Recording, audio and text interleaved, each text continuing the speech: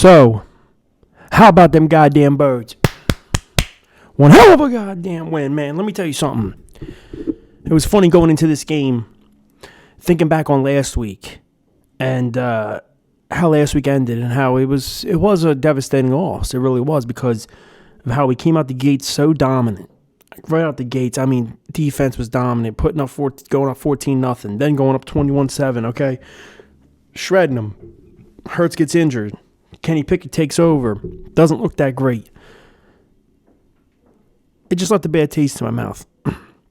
I get it. Kenny Pickett was forced into action against a Washington team that is, actually solid. Pretty good, actually. And he was 3 of 16 on third down. Like, there was so many issues. I said, man, we go into this week against Dallas. Dallas actually looks good now. Dallas Cowboys actually look pretty solid. This ain't the same Dallas Cowboys we played a couple weeks prior.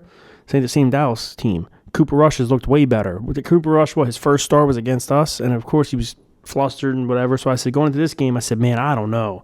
With Kenny Pickett at QB, this is a must-win, really. Like, we have to get these wins so we could probably rest somebody at the end, because now that 1 seed is completely out the picture. I was just so frustrated and mad about last week. And then we go into this game, and I ain't gonna lie, I thought it was gonna be way tougher than this. We blew the doors off of Dallas. I'm not going to sit here and pump my chest, because this Dallas team isn't like world beaters. They're not double-digit wins. They're not amazing. But they've played pretty solid as of late. We had Tanner McKee out there at one point.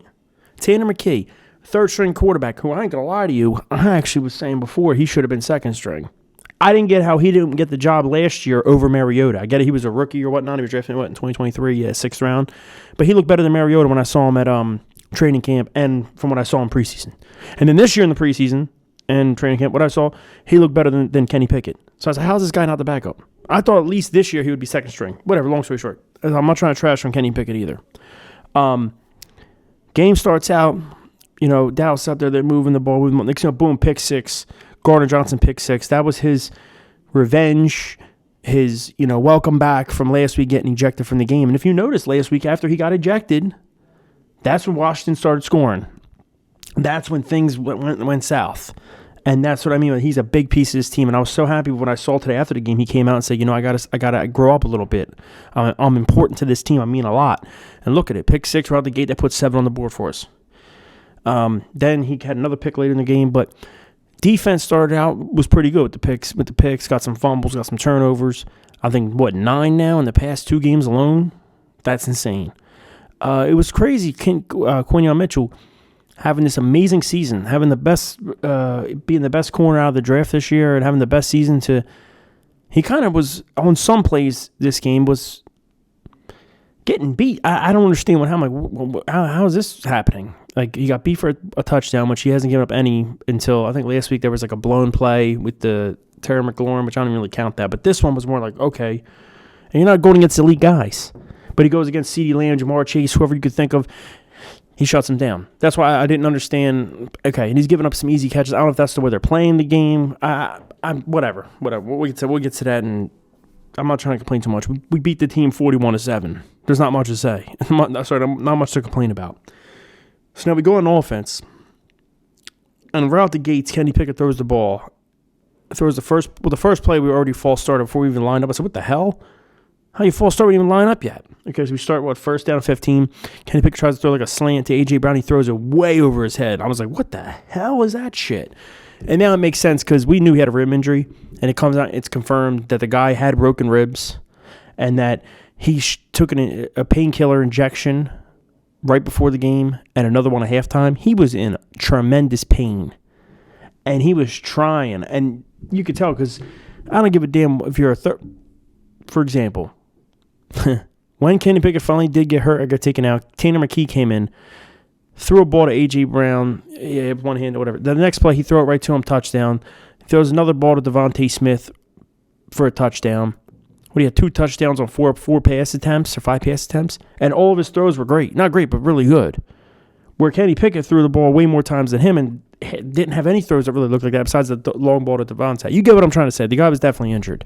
There's no way a guy who's a second string is that bad. Throws a ball 15 feet high over the guy's head on a slant. So he did that, and then right away I got worried. I said, damn, I hope they don't start going what they did last week where they abandoned the throwing. They just said, let's run the ball. Team stacks the box. There's your beat your arm, and you're still too scared to throw it because Kenny Pickett. You don't trust it, Well, they started running it. It wasn't working. And finally, it opened up the gates. Boom, bomb to Devontae Smith, touchdown. Another bomb. I mean, just started balling. Barkley breaks it, gets 2,000 yards on the season. He gets 2K, man. 2K on the year, bro. That alone is legendary. He's 100 yards away from breaking the Eric Dickerson record of all-time rushing yards in a season. And it's tough because it's like, you want to rest guys, but do you play them? It's almost like the NFL scripted it, where it's like, listen, all right, last week against Washington, you had 150 in the first quarter, the first half. After that, you're going to have nothing. You know why? Because we're going to hold off until we get to the Giants. And you're going to break the record on the Giants' head. You're going to break the record on their ass, their all-time rushing record, in the final week of the season. That's what it almost felt like. But I would prefer to rest guys, but there is history on the line. I feel it comes down to this, if you ask me. It comes down to the offensive line, Jeff Stoutland, and Barkley. If Barkley, the O-line, and Stoutland want that record, they go to Sirianni and say, look, we want to get this man this record. I feel he can do it. I feel he can do it in a half. Hell, he might be able to do it in 1 quarter. Well, it depends on 1 quarter, but a quarter and a half of the second quarter, whatever. If they really just start gashing runs, ripping runs, rip a couple big ones. And I guess I know the threat of Hurts not being there. If he is, I don't know, whatever. We don't know what's going on yet, but I'm just saying. Won't have him breaking off big runs because there's no quarterback who's a threat to run it. You get what I'm trying to mean? But we'll see. If they come and say we want the record, then Sirianni say, okay, we'll do it. But if they don't do that, they say it's fine, we're fine by it. Lane Johnson said he's cool with the 2,000 yards. He goes, that was the goal, just, get that. He goes, but let's not do anything stupid, trying to get too cute with it. Somebody basically gets hurt. Jeff Stoutland went ballistic on the sidelines. He was so excited when he saw that Barkley got that 2K. Because that means his O-line did that. The men up front were blocking for him, opening them holes in them lanes. And also, isn't he a run game coordinator? Or he was last year. I don't know if he still is now with some of the coaching changes. He probably is. Jeff Stoutland was going nuts, man. Old boy stout. A goat. He gets that. Then the Kenny Pickett hit a couple times. There was a couple fishy things this game where the refs didn't call stuff, but I'm going to play him. Beat the guys 41-7. Blew the gates off these guys. Blew the doors off them. What a way to respond after last week's mishaps.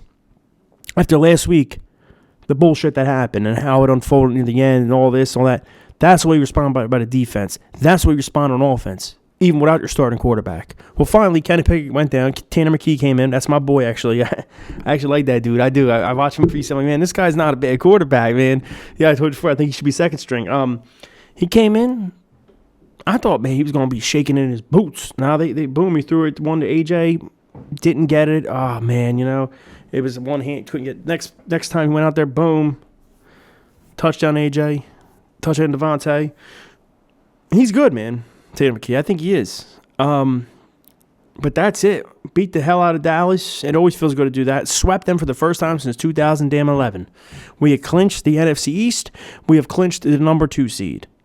I'm excited, man. I'm very happy about that. Get number 2 seed. We get 2 home games, 2 home playoff games, and then we'll see what happens on if or what. But if you get to the chance you gain, depending on who's there, it could be at home, but it probably will be on the road. But I'm not trying to look that far ahead. I'll take it one game at a time. I'm still upset about not getting the number 1 seed. Every year, every time we have got the 1 seed, not every time, but most recently we have made the Super Bowl getting that 1 seed. As the Eagles, the Eagles team. Other teams I've seen, like Tampa in 2020, made the wild card, made it to the Super Bowl. Same thing with Bengals and AFC. You know what I mean? But us, no. It's never really been our forte getting that far. It's just tough, man. I'm still pissed off by that. And it's, of course, this year of all years, it's like, I went and looked at last year, and I think it was the 49ers were the 1 seed. I think they went 12-5. 12-5. Dallas also went 12-5, or the Lions, Detroit, I think it was, whatever. And it was something about tiebreakers, whatever. I'm looking back, I remember that. How funny is it this year? Of course, we go, right now we're about 13-3. You got the fucking Detroit all of a sudden is 13-2, and then you got Vikings who are 14-2. It's like, what the hell is this shit? Of course, the year that we're trying to, we have a really high. There's 3 guys who are all the top, and there's a possibility that one of those 14 or 15 win teams, well, 14, whatever, is going to be playing in the damn wild card, and not even have a home playoff game. That shit is insane to me, man. The year, like I just said last year, 12-5 or 13 or whatever, got them that. You know what I mean? Got them the freaking seed. I don't get it. And then I even look at like when we went to the Super Bowl that year prior. We had to win a little more than 12, 13 games. I think it was 14, 15, whatever. But we had it locked up by then. It wasn't this 3-way race. It's insane to me. And everyone says, "Oh, we're a Barkley drop and a Smith drop away from being 15-1 or some craziness like that." But I'm like, I can't look at it like that. We got to take it one game at a time and just go ahead. Now let's go Birds, Fox, Fly. Next week, I don't know if we're gonna actually play stars. If we're not, we're gonna see what happens. But we're gonna see who we're gonna face. Will it be the Green Bay Packers in the first round, or will it be the Washington Commanders? Well, we don't know yet. And we'll get on to that next week. Let's enjoy this win. Let's regroup and see what happens. You guys kind of blowing your thoughts. How do you guys feel? I'm pumped for the playoffs, but I'm actually a little upset that the season is about to be over. Oh, it was that quick. It was the quickest season I remember ever, really. It was just like that. I don't know. Go Birds, Fox, Fly. I hope you guys had a great holiday. And if I don't see you guys, Happy New Year's, everyone. Enjoy. Stay safe on the New Year's Eve, and have a good one. See you guys in the new year, 2025. God damn, man. Go Birds.